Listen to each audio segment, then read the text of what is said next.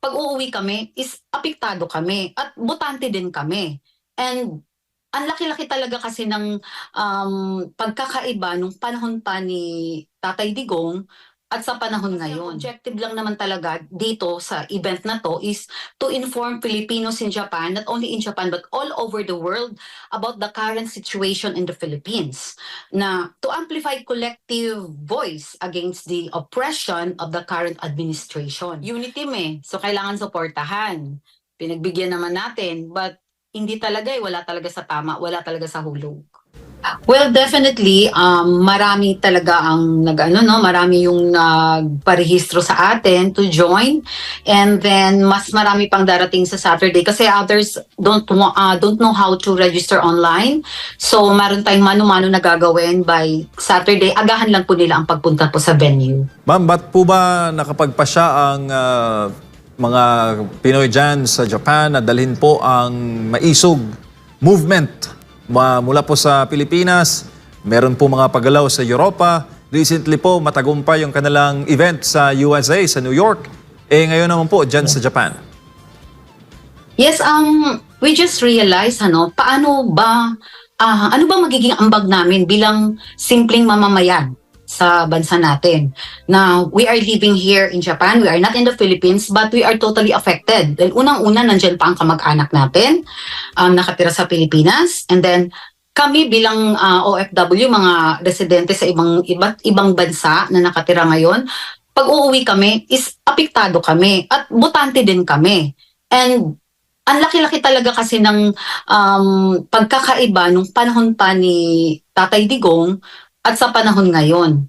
Kasi talagang we keep and holding doon sa sinasabi nila sa kampanya na continuity, diba? But it never happens. So, ano yung paraan namin na pwedeng marinig, no? Kasi ang objective lang naman talaga dito sa event na to is to inform Filipinos in Japan, not only in Japan but all over the world about the current situation in the Philippines. Na to amplify collective voice against the oppression of the current administration. Ibig sabihin, kaming mga Pilipino, hindi na kami tulog. Alam namin kung ano ang mga oppression na nangyayari at paggigipit sa ating administrasyon. Ma'am, binanggit po ninyong katagang oppression. Ano po ba ng mga balita o mga sinasabi niyo pong quote-unquote oppression na narinig po ninyo sa mga balita dito sa Pilipinas na kinukundi na po ng mga Pinoy dyan sa Japan? Yes. Basically, talagang kinukundi na yan ng mga tao dito, nanggigigil sila.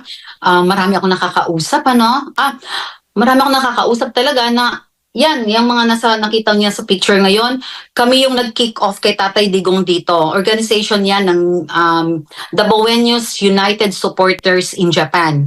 So, lahat kami nagkaisa dyan na i-kick off namin si Tatay Digong dahil sa gusto namin ng pagbabago. And then, nung sinundan nga ng administrasyon ngayon na ang kanilang promise is continuity na hindi nangyari. That's very dismayado. Dismayado kami. Opo, maayong gabi po si Admar po ito. Ma'am, yes, Admar, ngayong gabi po. Yung lugar po na pagsasagawaan ng rally, ano po ito, ma'am? Open field or isang gusali? It's a concert hall. Kasi po yung atake po ng ng event na ito is hindi sa kalsada po. It's a candlelight concert event. So, sa pamamaraan ng pag-awit, sa pamamaraan ng musika, is marinig natin yung pagkakaisa ng mga tao. So, hindi po kasya dyan, ma'am, yung hindi may papasok dyan yung mga truck, traktora, mga backhoe, mga payloader. Mga heavy equipment. Mga heavy equipment sa kabuuan, hindi na po pwede. Hindi talaga. Wala silang magagawa at closed venue.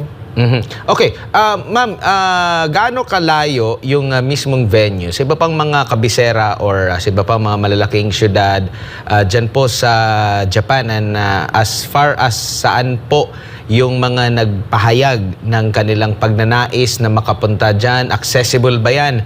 Madali ba yung mapuntahan agad-agad ng ating mga kababayan na makikiisa po dyan sa hakbang ng maisog? Yes, madali lang po talagang tuntunin yung lugar natin, no? Dahil ang venue natin is nasa Kanto area lang. It's inside Tamaken, which is katabi lang siya ng Tokyo. Napakalapit, napakadali. If you're from Chiba, if you're from Saitama, if you're from Tokyo, madali lang po talaga siya. Baba lang po kayo ng Orawa Station, labas kayo ng West Exit, 5 minutes walk lang po from the JR Orawa Station. It's very, very near and very, very madali lang po talaga siya na i-locate. Oo. Ma'am, dito sa Pilipinas, nitong mga nakalipas na mga maisog rally, meron talagang sumubok na hadlagan, no? Nabanggit ko nga kanina yung biro. Doon din sa Amerika, meron ding sumubok. Diyan din po ba? Meron din po ba kayong parang na-experience o parang may gusto na mag-destabilize ng inyo pong inorganisa na hakbang ng maisog rally po diyan sa Japan? Merong mga but I don't consider it na malaki kasi yung mga nang pa lang, no, ganun lang. But it's not talaga na like na may mga wala pa akong narinig as of now. Peacefully, we are ongoing on our sa production, sa mga registration, sa mga inquiries, wala naman pong problema. Maliban lang dun sa mga nasa registration na alam mong maglalaro lang yun or gagawa lang yun ng eksena doon. Merong mga ganun doon. But everybody is welcome naman and we think naman na kaya naman i-control. Opo. Ma'am, how about yung yung sa mga dadalo ng mga VIP, sino po yung mga mga personalidad na nag-confirm na po? Marami po tayong speakers, we have Attorney Glenn Chong, we have Spox, Harry Roque, we have Dr. Lorraine Badoy, and we have Maharlika, and of course si Attorney Vic Rodriguez. Yes po. And yung mga pupunta din po ba dyan, ma? May kukonsidera ba nila silang parang diretso na natin, mga nabudol? Yes. Mga talaga to yung mga dito. Kasi wala talagang choice noong 2022, no, kung sinong iboboto. Ako talaga, personally, hindi naman talaga ako supporter nila. I am for Sara Duterte. Kasi kay 2016, kami yung sumulong kay Tatay Digong dito. So, kay Sara naman, grabe full pledge ang suporta namin. Halos sa embassy na kami tumira nun for 1 month dahil nag-start ang dito, ang voting is 1 month, no? So, matagal-tagal talaga. So, binabantayan namin yung balota and everything. Pero, gayon pa man, unity team So, kailangan suportahan. Pinagbigyan naman natin. But, hindi talaga wala talaga sa tama, wala talaga sa hulog. Ma'am, So, dismayado talaga kami. ano po masasabi ninyo sa mga opisyal ngayon na nagsasabi na hindi raw mananalo si VP Sara kung wala si BBM nung eleksyon? Tama ba yon? Actually, O baliktad? kung meron lang choice kami na iba na pwede namin iboto that time, hindi namin siya iboboto. At kung hindi dahil kay VP Sara, hindi talaga siya mananalo. Ma'am, ano pong mensahe Totoo ninyo sa ating mga viewer at lalo po sa ating mga kababayan dyan sa Japan na hindi pala alam na may mga event ngayong weekend dyan?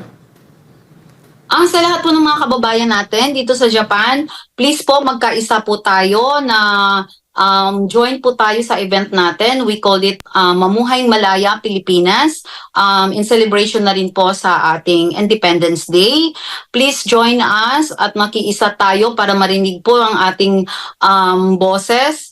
We have to stand up for what is right. We, Maisog, we always believe that democracy is a way of life. The complete absence of restraint is not democracy at all. Kaya po, sulong na po tayo June 8 at 1 p.m., gate open at 12 at meron lang po tayong restriction sa time hanggang 5 o'clock lang po tayo. And after the event, we have press con and meet and greet po at Ginza.